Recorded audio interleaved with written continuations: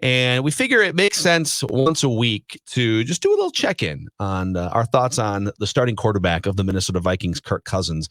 I went and looked at the Pro Football Focus data, and he was the 4th-rated quarterback of all the quarterbacks that played in the first week. So, yeah, he threw that pretty bad interception, and he'd like to have that one back on that throw to Thielen that he just threw a little bit too far to the inside shoulder. But for the most part, Kirk didn't really get that many snaps in the first half. He made a couple good plays with his legs and then made some good throws as the Vikings defense was just a sieve. Kirk Cousins did what he could to try and dig out of that hole. But ultimately, as a team, not enough to win the game. I don't think either one of us really pinned anything of significance on Kirk Cousins. But as we dive into this episode of Purple Daily and the state of Kirk Cousins, Judd Zulgad, where do you want to start here? What are your thoughts and impressions after watching him in week 1? I'd like to start here. I think that the key to this entire game is the fact that offensively, it's very difficult to judge the Vikings based on the thing that you mentioned is how few snaps that Kirk Cousins and the offense as a whole actually had. And we really didn't see anything from the offense when it mattered because it mattered for such a short period of time as far as the Packers starting to pull away in that game. Offensively, there's 2 key plays. I think one is the safety. We can go back and forth on Cousins' responsibility for that. 2 is the pick. But once the Packers scored to go up, I think it was 22-10 or something like that at the end of the first half when Valdez-Scantling caught the 45-yard touchdown pass from Rodgers. The game was basically done. And the reason why I can't put any credence into what Cousins and the offense did in the second half is they always followed up Packer touchdowns with their own. So my question becomes, okay, if the Packers hadn't scored and had been held by the defense, which they should have been, but they weren't, and then Cousins is chasing the game, but there's a realistic chance to chase down that score, and then he does what he did, then I'm impressed. But when you're always coming back on the field after you've given up a touchdown or your defense has, and then you score, it's like, yeah, there's no pressure here. So I really find it hard and difficult to grade Cousins or the offense completely at all for Sunday. Based on the fact that game really felt, to a large extent, Phil, like it was done at halftime. Actually, you know what that game reminded me of? Remember when, I think it was Kirk Cousins' first year, early in the season, week 2, I just pulled it up here. They go into Lambeau Field, and the Vikings fall behind in that game. Yeah. I just want to see what the game flow is here, because it kind of reminded me of that a little bit. Packers got off to a substantial lead. Yeah, the Packers are up 20-7, early part of the third quarter. And then Kirk Cousins goes bonkers. He finds Stephon Diggs for a couple touchdowns, including the 75-yarder down across the middle. And the Vikings come all the way back. They tie the game with 30 seconds to go. And if I remember right, so they went for 2, but at some point, didn't Daniel Carlson miss a kick? Something happened. I don't remember exactly what. I think they could have come back and won it, and he missed the kick at the end of the fourth quarter. Or OT. And he missed 4 kicks. Yeah, he did, but he missed one. I think he missed one in overtime that could have won the game, and he missed that one. I think that was his. It was 3 misses, and I think that was his third and final miss. They did go to overtime in that game, and yeah, but Kirk statistically in the second half of that game went bonkers. You're right. Daniel Carlson, here it was. All right. Well, look at us. Steel trap memories. 4 seconds left. Daniel Carlson missed a 35-yard field goal that would have won that game, and it would have changed the narrative of Kirk Cousins in that spot, because he goes on the road. It's a divisional game. It's all the things that, like, winning opponent. Yeah. It's all the things that he gets ripped for. And Daniel Carlson misses a 35-yarder. And so in that instance, he deserves a ton of credit. 2018, bringing a team from behind, playing really well in the second half, finding his weapons, etc. And then something else happens that's out of his control. It felt a little bit like that, where he made some plays that ordinarily would have brought the Vikings back in if it was a normal Mike Zimmer and Vikings defense. And he should deserve credit for that. But at the same time, the game flow, because the defense was so bad, the game flow and the Packers' defensive strategy sort of dictated that they were just playing no doubles defense, right? Like if it was a baseball outfield, we're just going to play back on the warning track, and we're not going to let anything too crazy happen here. Yep. So he did what he was supposed to do, and the Packers did what they were supposed to do by just sort of, allowing the Vikings to gain some yardage in the second half. But the point I want to make here about Cousins is more of a referendum on quarterbacking in the NFL right now. And so this isn't necessarily specific to Cousins, but it affects Kirk Cousins and the perception of him. when you look at the 2 or 3 best quarterbacks in the NFL now compared to like 10 or 15 years ago, the profile of what those guys are capable of doing is far different. It used to be that guys who could stand in the pocket and throw lasers all over the field, the guys who would take the snap, they were basically conducting an orchestra, right? Mm-hmm. But they were standing in a protective pocket. Peyton Manning, Tom Brady, Drew Brees, even Brett Favre in the early part of the 2000s with the Vikings in 2009. And those guys would once in a while make a play with their legs, but their job, and they were the top quarterbacks in the NFL, their job was to sit back, offensive line, protect for a couple seconds, and throw darts and dimes all over the field, right? And that's what, when you ranked the top quarterbacks in the NFL and when you were picking in your fantasy leagues, the guys that would go at the top were the guys that could sit there and throw for 4,000 yards and pick apart defenses. And if you squint, you can actually see sort of the profile of Kirk Cousins. I'm not saying he's Peyton Manning or Tom Brady from 10 years ago, but like that's what Kirk Cousins is. He's a pocket passer who has a beautiful deep ball, can make a play once in a while with his legs, but you can sort of see him on the periphery of that group of good dart throwing pocket passers.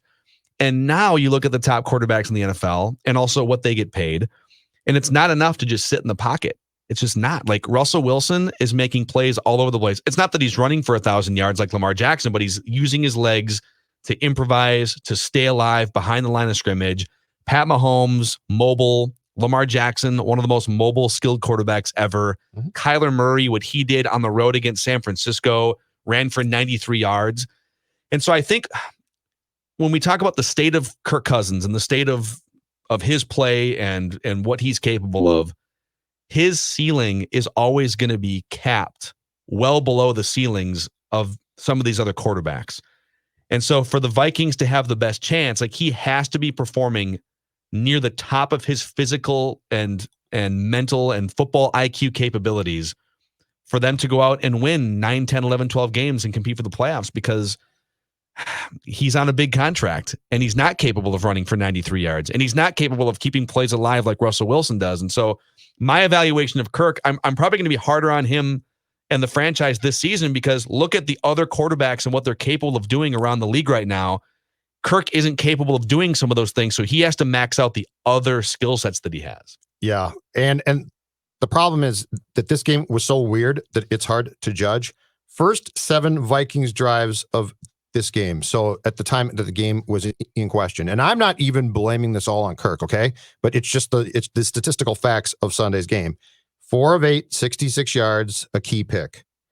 The last 3 or 4 drives when the Vikings would get the ball back, but they had just given up a touchdown, and then they were trying to come back. 15 of 17, 193 yards, 2 touchdowns.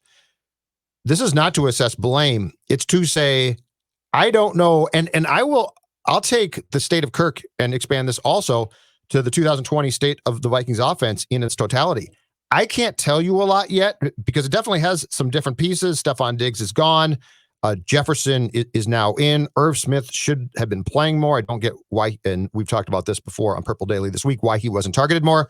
All of those things being said, if you were to ask me for a grade, it's an incomplete now because that game was so weird. The flow of that game was odd. The Vikings defense was surprisingly so terrible that I don't think that there is an honest way to say, here is what I learned about Cousins 2020 or the offense as a whole. And to your point, I would say this off your QB point, because I agree with the point completely.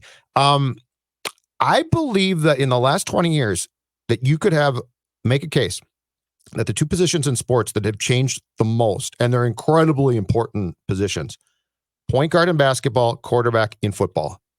Because you think about what you grew up with or what I saw when Stephon Marbury was drafted, right? The point guard had a very important role and he was a key player, but it was a much different role than today's game. So I really think it's the evolution of those positions. And it doesn't mean that the Rubios or Cousins, who were very good back in the day at those positions, aren't still good. But I think what you're saying is they don't necessarily fulfill what the expectation of that position is today. And it's a really interesting dynamic because there is no question it has changed in a huge way. Yeah, there's almost 2 categories, and it's not quite. I would say the two categories are, if you can simplify it, quarterbacks that can use their legs as weapons, whether it's running for 100 yards or whether it's just like what Russell Wilson does, and quarterbacks who can't. Not that they can't ever use their legs as weapons, because I would put Kirk Cousins in you're not really using your legs as weapons. And also, like, sometimes you're open to run for 15 yards, or, the first series for the Vikings this last weekend, he darts from the pocket, stays behind the line of scrimmage. But if we could put two quarterbacks in bin one or bin two, guys who regularly use their legs as weapons and guys who don't, let's take away the bin one quarterbacks for a second. Okay, let's identify them first. You tell me if I'm right or wrong on this. So Lamar Jackson very much uses his legs as weapons. Mahomes. Now Jackson runs for more yardage, but Mahomes is very mobile and improvisey. Yeah, yep. They scare you in that context. Russell Wilson, legs as weapons. Carson Wentz, I would put in legs as weapons. He ran for like 300 yards last year. Okay. Deshaun Watson. Mm-hmm. Do we put Rodgers in that bin?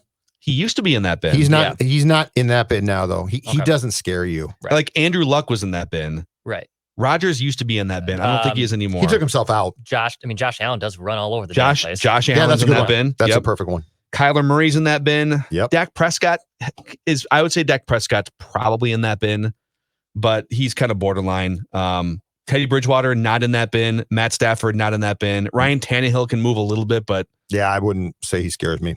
But so Lamar Jackson, Carson Wentz, Pat Mahomes, Josh Allen, Russell Wilson. Let's see here. Jake Allen. Jake Allen? Josh Allen. Josh Allen. He's a goaltender that uses his legs. He just got traded to Montreal. He got traded to the Canadiens. He's out of the conference. I'm very happy. So here's my question, okay? When you look at the other bin, these are like the pocket passers who aren't going to use their legs as weapons. And again, there's some gray area here, but so old Drew Brees, old Tom Brady, Matt Stafford, Matt Ryan, Big Ben, that group of guys, Aaron Rodgers. Where does Kirk Cousins rank in that group? It's pretty high. It's like borderline top 3. Phillip Rivers is in that group. He ain't outrunning anything. No, Phillip Rivers. Yeah, Rodgers. So Rodgers. Baker Mayfield runs a little bit, but he's not. But he's no. Rodgers is ahead of Cousins. Jared Goff. Yeah, is Jared Goff? I'm saying here's my grand point.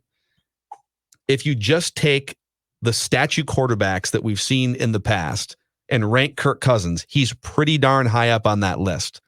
But he can't use his legs as weapons like some of these, like Josh Allen. Like he can't use his legs the way that these guys can. So that's his glass ceiling for me. But it's an interesting exercise. I think the state of Kirk Cousins 2020 through one game and the grand point of what he needs to do for this team, to me, an incomplete. I really do. Because it's not, look, there are a couple plays that I think we could definitely go back and dissect that he did or didn't make on Sunday that probably were pivotal and key. Mm-hmm. But that loss, and I think we've agreed on it since the game got done, that loss was so much on the defense that it's really hard to then be like, yeah, but Cousins did this. Okay, yeah, the pick hurt. The safety sack definitely hurt. But when your defense is that big of sieve and gets no pressure on a Hall of Fame quarterback, it's really hard to come back, I think, at your quarterback and be like, well, if you had just done these 3 things. I don't think there was anything from that game, Vikings perspective defensively, that was saving them. No, there was not. Like no one was going to ride along, come in and be like, I am going to throw a touchdown pass on every single possession. And one more note on this, and we'll get to our pigskin pecking order. There's a lot of games. The Vikings play a lot of really good quarterbacks this year. And if you just look at quarterback versus quarterback, who do you take tail of the tape? I mean, at least half the games, you're probably going to take the opposing quarterback because the Vikings play so many of them. You're probably going to take Russell Wilson. You're probably going to take Deshaun Watson. You don't have to say probably. Just saying, like you don't have to use probably. And then this week I'm taking Cousins. I will too. It's my guy Phillip Rivers, but I'll take Cousins. But when you exacerbate the great quarterback problem that the Vikings face with the fact that their defense has a long way to go, it just makes the blueprint for winning that much more difficult. But I think we all have them bouncing back against the Colts and Phillip Rivers this weekend. And if they don't, it becomes much tougher with some of those other quarterbacks on the horizon. So, any other final thoughts on Kirk Cousins after 1 week in the season? Good luck to him. You like that? You like that? I like it. With Pat Elflein at right guard. Good luck to you, Kirk. Hope you do well. Dex, if you could fire up some appropriate music here, we will go through Football. our first pigskin pecking order of the 2020 season. So I don't think we did this in 2019. So it's been 2 years since we've done this. Yeah, I think we discontinued it last year. On Mackey and Judd, where we rank and sometimes knee jerk the 10 best teams from 10 to 1 in the NFL. And we all have our own lists. I'll start us off. We'll go Judd and then Dex. All right. Number 10, a team that maybe surprised some people over the weekend. I don't think they surprised us. You and I have had this team, the Arizona Cardinals, as a team to watch in 2020. A big win against San Francisco in week 1. Kyler Murray running around making plays. DeAndre Hopkins with a huge first game in a Cardinals uniform. So I got the Cardinals as one of the 10 best teams in the NFL after week 1. Number 9, New England Patriots. They still have Bill Belichick, Josh McDaniels running the show there, being creative offensively. They have a former MVP in Cam Newton who looked great in week 1. They're allowing him to run. And now, is it sustainable? Can he run 15 times a game and not get injured? We'll see. But they can still play some defense.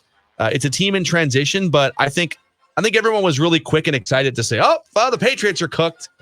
I don't know if I go that far. Not sure if I go that far. The Titans, they are my 8 team here. They just have to get used to the fact that they are just mostly going to be tough to watch aesthetically. Like they're going to win games 16 to 14. Steven Gostkowski was great. Yeah. I have no idea what you're talking about. They're just going to win a bunch of ugly games and probably finish like 10-6 or something. But I've got them as my 8th best team. They're a tough out almost every week. The Steelers are 7 in my pigskin pecking order. Their train wreck seasons are still 8-8. Like last year, they used a backup quarterback, third string quarterback. Antonio Brown was gone. Le'Veon Bell. It was a down season for them, and they still finished like 500. And so now that Ben is back, they've got some weapons. They're probably playoff bound again. They win in the first week. Number 6, the Packers. We saw it. Aaron Rodgers is not washed up. I'm Their struggling offense with looked this great. one. Yeah, that's interesting. They smoked the Vikings. They deserve I know, to be in but the the conversation. Vikings defense played like it belonged in Division 3. And in part, Aaron Rodgers played like a Hall of Famer. Right, because he is against a Division 3 defense. I struggle with this one. So I got the Packers 6. All right. The Niners are, even though they lost, the Niners are still 5 for me. I'm not going to punish them too much for losing against what I think is a good team in Arizona.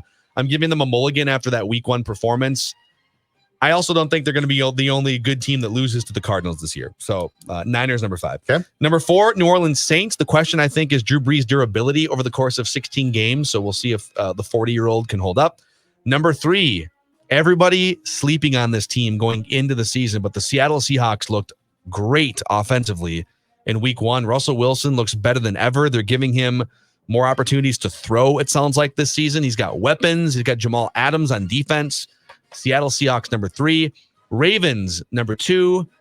And the question, too, about sustainability running the ball. Like, can Lamar Jackson sustain this and not get hurt? Well, he ran only like 7 or 8 times and threw the ball 20 of 25 for 275 and 3 touchdowns. He also, I guess, spent a bunch of time trying to work on his deeper passes and was very successful. And if he adds that, good luck to the rest of the National Football League if you're not the Chiefs. Like if you just took away the mobility and said, all right, you're just going to throw the ball and I get 20 of 25 for 275 and 3 touchdowns every once in a while, you can win doing that too. If he can hit the deep ball, though. Yep. Yeah. And number 1, the Kansas City Chiefs, who picked up right where they left off and still look like the team to beat in the NFL. So that's my pecking order. Go ahead again. Chiefs, Ravens, Seahawks, Saints, 49ers, Packers, Steelers, Titans, Patriots, Cardinals. Football.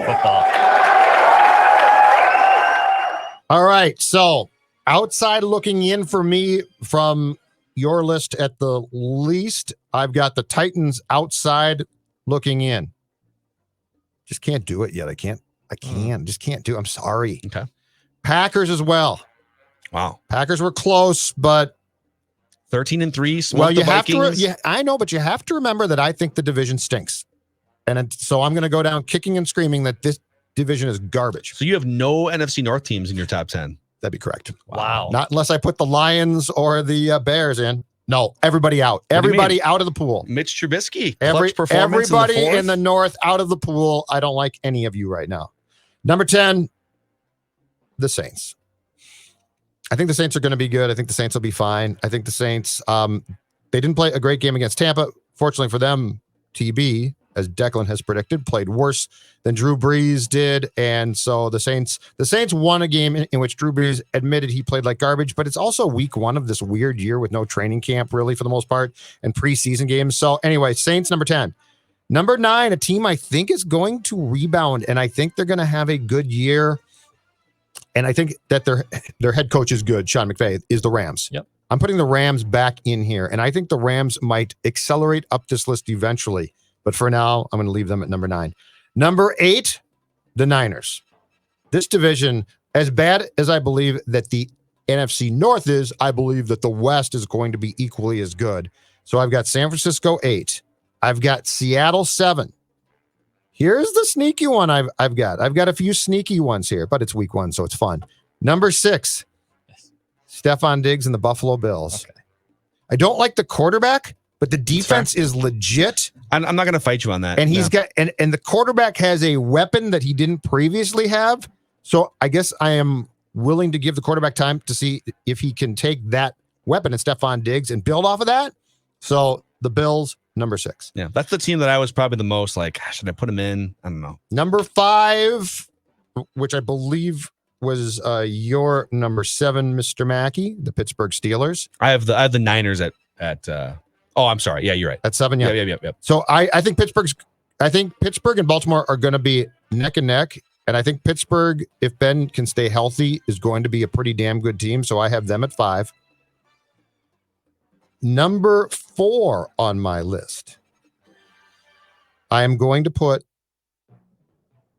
the Patriots because I don't know what to make of them. I don't want to like them. I didn't think that they were going to be good, but here's the Belichick thing that I can't decide. He might actually find a way, if this guy can stay healthy, to use Cam Newton really effectively all year. Like, he just came out and ran, and he looked good, and I think he's lost weight. He's in shape now. So it's also worth noting. I don't know what to make of the Patriots. I know that they've lost a lot of good players due to opting out and what have you. Yeah. They went 12-4 last year. Mm-hmm. And the question is, and Tom Brady wasn't great last year. Correct. So what's the difference between totally different quarterbacks and different offensive styles in which you're going to implement? But what's the difference between Tom Brady last year and Cam Newton this year in terms of like wins and losses, and the value of the player? It's probably not. Cam might even be more valuable. Cam might be more valuable. That's the point. But that's a scary thing. And that's a 12-14. So let's say they lost some, they lost some non-quarterback players and defensive players, right? Let's say that knocks them down from 12-4 to 9-7 or something. Can they? Does Cam being healthy all year bring him back to 10-6? Like, it's not that hot of a take. It probably does. So Patriots 4, number 3, the Ravens. Number 2, this is the hottest take of the week. Fight me on it.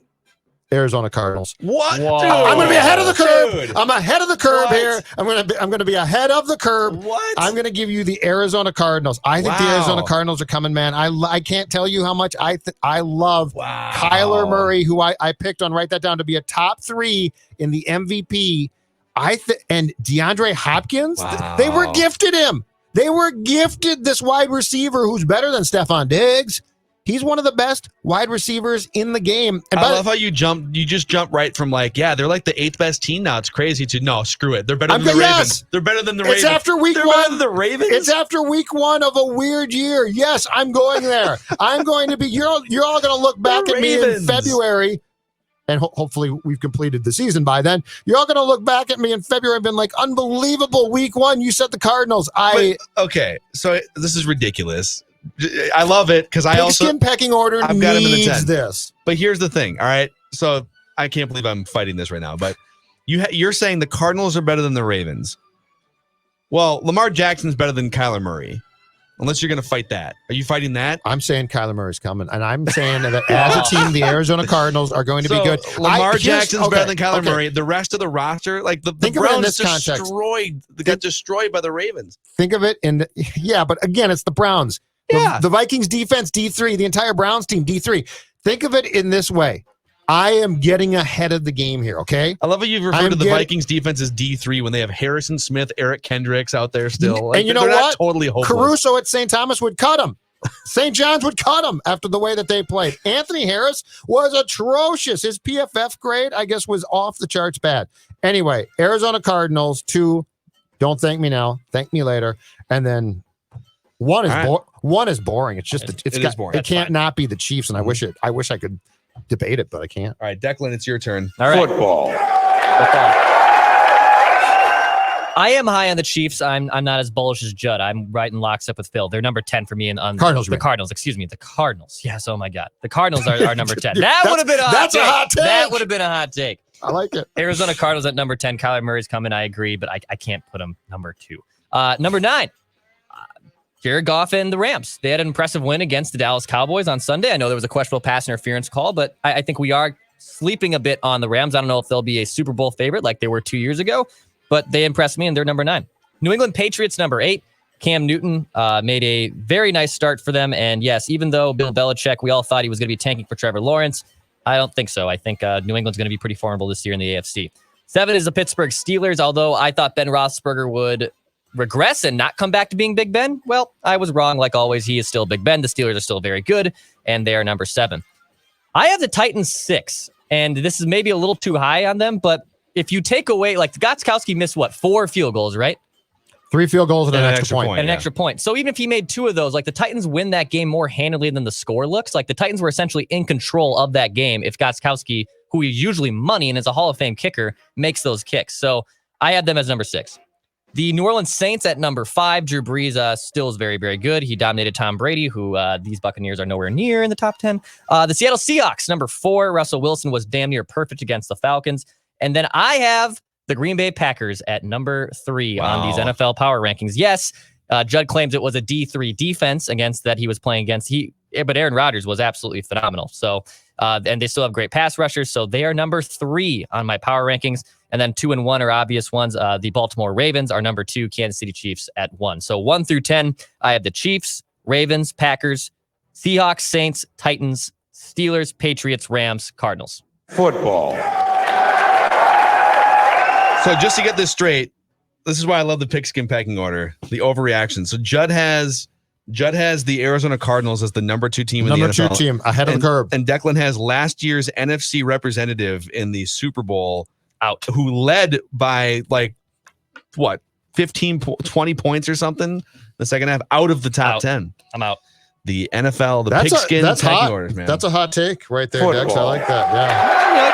I was thinking about putting Gardner Minshew in those Jaguars. It's after week 1. If you're ever going to go bold, this is the week because we don't know a lot about teams. Sure. I love it. I thought about putting the Patriots 3rd. I should have put the Patriots 3rd. Well, I put it 4th. So. Look at all the evidence. I know. These people who are just ready to say, the Buffalo Bills are going to go 13-3 now that the Patriots, wait a second, did Bill Belichick die?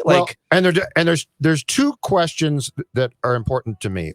One is, has Belichick found a way to use Cam where Cam's going to be Cam again, which the answer could be yes, right? The second question is, and this is going to take a year plus probably to play out and for us to find out, how's Bill cheating? It's a good question. But I mean, seriously, if he's the master at finding the workaround. It is a valid question. So I don't know. Yes, it is. So I put it 4th. So that is your pigskin pecking order Football. Here on Purple Daily with Mackey and Judd. That was fun to be back. It's a great, fun little hot takey segment. Yep. It really is. I really enjoyed it. You can find, by the way, so we've got 2 podcasts. We've got Purple Daily, and then we also have Mackey and Judd, where we did our Write That Down predictions. A lot of Viking stuff in there this week. And we talked about the Twins getting shellacked again by the White Sox. And we also had some Timberwolves thoughts off of the 2 NBA playoff games last night. A little Jimmy Butler envy. So if you aren't already subscribed via Apple, Spotify, or scorenorth.com to Mackey and Judd. You can check us out there too if you are a Minnesota sports fan and your love for Minnesota sports goes beyond the Vikings. So thanks for hanging out with us here on Purple Daily, and we will see you guys tomorrow.